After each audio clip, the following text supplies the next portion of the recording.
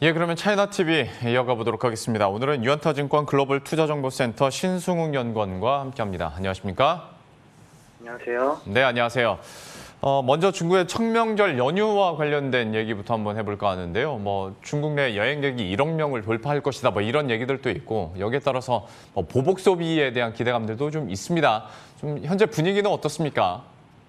네, 4월 3일부터 5일까지 이어지는 중국 청명절 연휴 기간 동안 금지령으로 억제됐던 이런 여행 수요가 풀리면서 코로나19 이전의 수준을 회복할 것으로 보이는데요. 중국 관영 언론에 따르면은 올해 청명절 연휴 기간 동안 중국 내 여행객 수가 1억 명을 돌파할 것으로 전망을 하고 있습니다. 이는 코로나19 발생 이전인 2019년과 맞먹는 수준이고요. 2019년 때 여행객이 한 1억 1천만 명 정도였는데 거의 비슷한 수준까지 올라올 것 같습니다. 특히 연휴 첫날이었던 3일 철도기차 이용객 수는 연인원 1,463만 명으로 하루 열차 수송객 수로는 올 들어 최고치를 기록을 했습니다. 그리고 코로나19로 눌려왔던 여행, 소비 수요가 폭발적으로 발생하는 만큼 앞서 얘기하셨다시피 보복성 소비, 예를 들어서 호텔, 항공, 요식업, 쇼핑, 엔터테인먼트 이러한 업종들에 대해서 주목이 필요해 보입니다. 중국의 어떤 내수나 또 소비의 반등세는 이미 지표로 나타나고 있고 여행 관련 섹터도 좀 다시 한번 이전 수준을 코로나19 이전 수준을 회복할 수 있을지 한번 계속 지켜봐야 될 것 같습니다. 반도체 업계와 관련해서는 SMIC 얘기 한번 해보도록 할 텐데요. 청사 이래 처음으로 이제 흑자를 내면서 종목 코드도 U자가 뒤에 빠졌지 않습니까? 관련한 이슈도 한번 정리해 주시죠.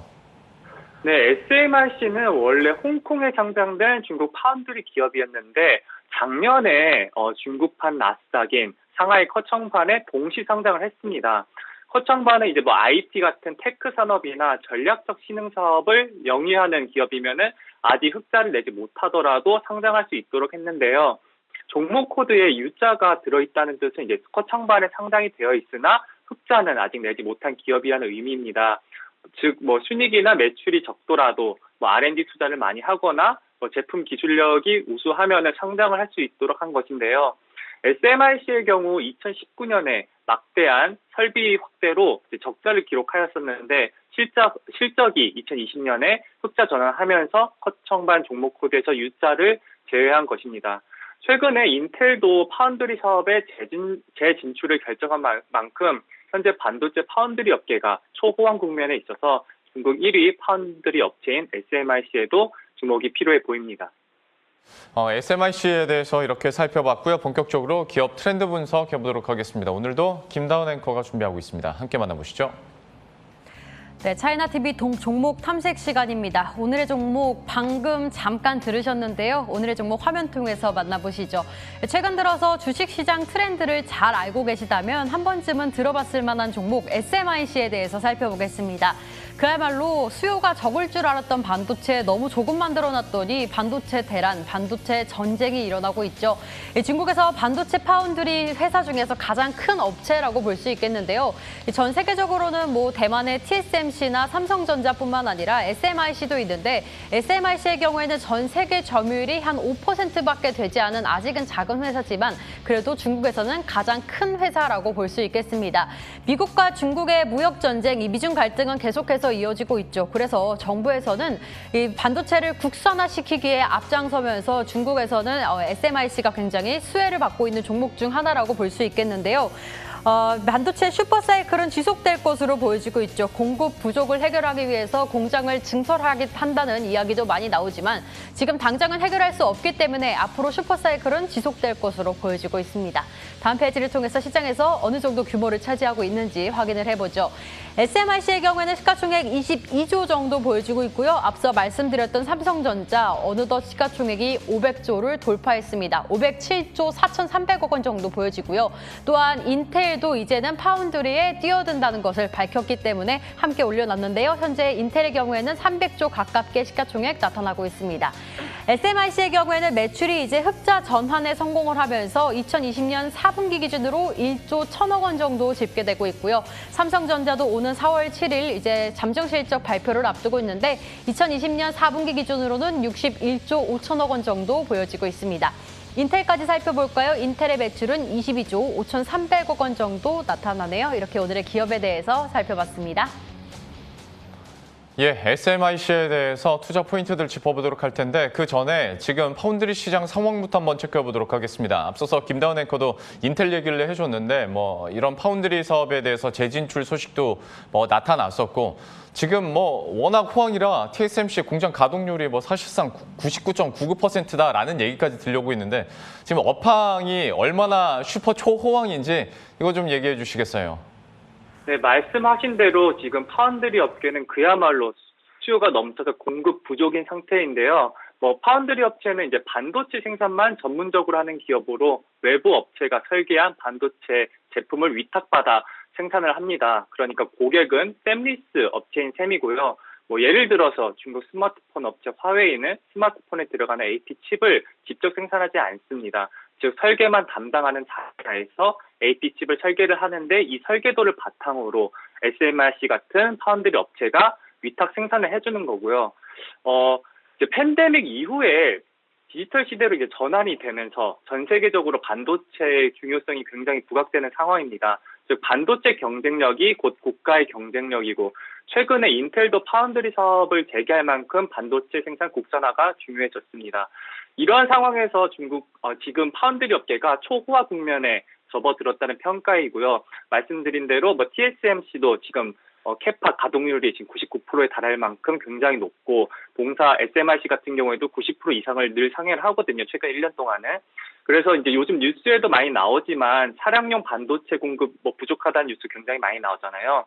그럴 정도로 이제 자동차 회사들이 반도체가 없어서 생산을 못할 정도로 공급 부족에 시달리고 있는 상황입니다. 그러니까 파운드리 업체들은 가동률을 최대한 늘리면서 대응을 하고 있고 자연스럽게 실적도 증대되는 추세입니다. 그러면 이제 오늘의 기업인 SMIC에 대해서 투자 포인트들도 좀 짚어주시겠어요? 네, SMIC는 뭐 2000년 설립해 2004년에 홍콩 거래소에 상장한 중국 1위 그리고 글로벌 5위 파운드리 업체입니다.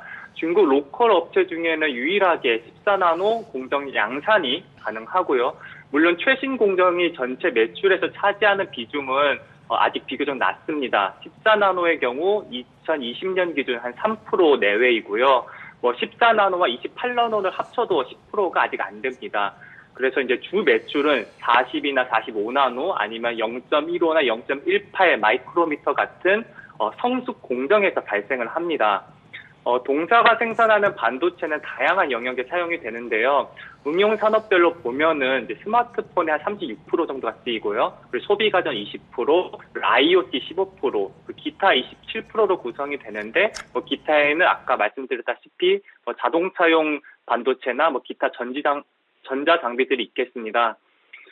지역별 매출 비중은 이제 중국 및 홍콩이 56%, 북미 28%를 차지해서 즉 중국 국내 매출 비중이 굉장히 높은 회사라고 보시면 되겠습니다.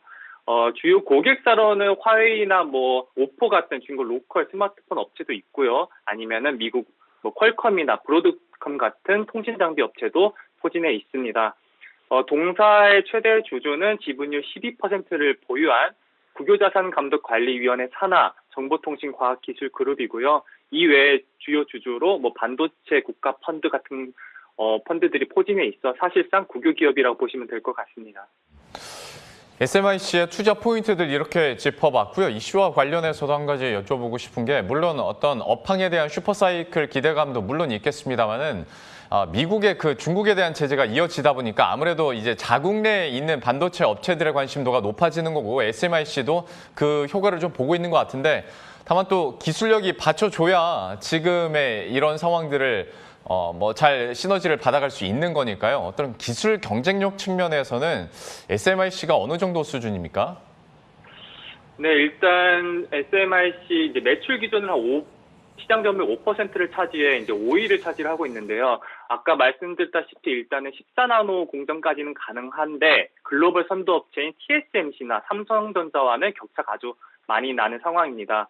왜냐면은 TSMC나 삼성은 이미 지금 7나노 양산을 하고 있고 심지어 5나노까지 양산을 돌입을 했는데 SMIC 같은 경우는 이제 14나노를 하고 있고요. 그래서 이제 14나노 공정 같은 경우는 수율 같은 경우는 작년에 한 30에서 40%로 파악이 되었었는데 지금은 한 80%까지 올라와 어느 정도 기술력은 갖추고 있는 것으로 보고 있습니다. 문제는 선단 공정으로 여겨지는 7나노 공정 돌파 여부인데 현재로서는 조금 많이 어렵지 않나라는 생각이 들고요. 일단 국내 반도체 업계에서는 SMIC가 7나노급 이하 공정을 개발하기 굉장히 쉽지 않을 것으로 바라보는데요. 왜냐하면 이제 7나노급을 생산을 하려고 하면은 일반적으로 EUV 장비가 필요합니다. 그런데 미국 정부가 SMIC의 EUV 장비 수입을 차단한 상태이고요. 제재 측면에서. 그리고 SMIC 같은 경우는 ASML사에 대금까지 납부를 했는데 물건을 인도받지 못하고 있습니다. 미국의 압력 때문에. 그리고 이제 SMIC의 14나노 그 이상, 그러니까 이제 최신 공정에 대해서 설명해 드리자면, 동사의 차기 공정은 자체 개발한 N+1 공정인데, 현재 리스크 생산은 끝나고 양산을 앞두고 있습니다. 이게 좀 말이 많은데, 중국 언론들은 해당 공정이 8나노 혹은 7나노급 공정의 이제 초기 저성능 단계라고 분류를 하고 있는데요. 사실 진위 여부는 좀 확인이 필요해 보입니다. 국내 반도체 업계에서는 EUV 장비 없이 SMIC가 과연 7나노를 할 수 있을까라는 의구심을 가지고 있고요. 저도 얼마 전에 중국 현지 반도체 애널리스트와 컨퍼런스 콜을 진행을 했었는데 사실상 10나노 수준으로 보고 있는 것 같더라고요. 좌우지간 미국이 글로벌 반도체 서플라이 체인에서 중국을 배제하려는 의도가 굉장히 강한데 이런 상황에서 SMIC가 첨단 공정에 진입할 수 있을지는 좀 더 지켜봐야 할 것 같습니다. 그럼 마지막으로 SMIC의 실적 추이들이나 또 전망은 어떻게 되는지도 정리해 주시죠.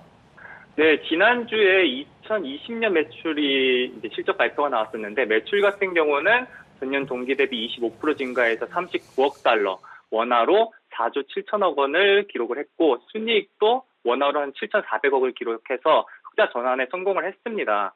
호실적은 이제 팬데믹 충격으로 반도체 수요가 늘어났기 때문인데요. 재택근무가 확대되고 락다운이 이어지면서 PC, 태블릿, 스마트폰, 게임 같은 이런 전자제품 수요가 많이 늘어났기 때문입니다. 또 요즘 뉴스에도 많이 나오는데 차량용 반도체 공급이 심각하게 부족해 자동차 업체들이 지금 생산을 못하고 있는데 코로나19가 발생한 이후 자동차 업계는 수요 감소를 예측하고 생산 계획을 축소했습니다. 이에 반도체 파운드리 업체들도 자동차용 칩 생산을 줄이고 가전이나 컴퓨터, 스마트폰 칩 생산을 늘렸었는데 자동차 수요가 예상보다 빨리 회복이 되면서 반도체 부족 사태로 이어졌습니다. 차량용 반도체는 AP 칩과 다르게 첨단 공정이 필요하지 않습니다. 그래서 기술력이 상대적으로 떨어지는 SMIC도 차량용 반도체 시장에서는 기회를 잡을 수 있었던 것이고요. 정리하자면 산업 전반적으로 첨단 공정 외에 큰 기술력이 필요하지 않은 성숙 공정 수요가 크게 늘어났는데 파운드리 업체들이 그간 첨단 공정에 투자를 늘려와 지금 성숙 공정 캐파는 오히려 공급이 부족한 상황입니다. 우리나라 파운드리 업체 DB하이텍이 지난 1년간 주가가 강세를 띈 원인과 동일하고요. 좌우지간 전력관리 반도체 칩이나 아니면 디스플레이 드라이버 구동칩 같은 이런 성숙 공정 반도체의 공급 부족 현상은 이미 발생을 했고 올 한 해 역시 지속될 것으로 예상이 되어 올해 실적도 나쁘지 않을 것으로 판단이 됩니다. 다만 저희가 투자 측면에 있어서 중장기적 측면에서는 성숙 공정 매출이 안주하지 않고 7나노 이하 첨단 공정 기술력을 확보해 반도체 파운드리 업계의 강자로 등극할 건지가 굉장히 중요해요. 근데 이 부분은 미국의 제재 등 이런 대내외 여건상 쉽지는 않아 보입니다. 이렇게 해서 오늘의 종목 SMIC에 대해서 투자 포인트들과 실적 점검까지 이렇게 들어봤습니다. 유한타증권 글로벌 투자정보센터 신승웅 연구원과 함께했습니다. 오늘 말씀 고맙습니다. 고맙습니다.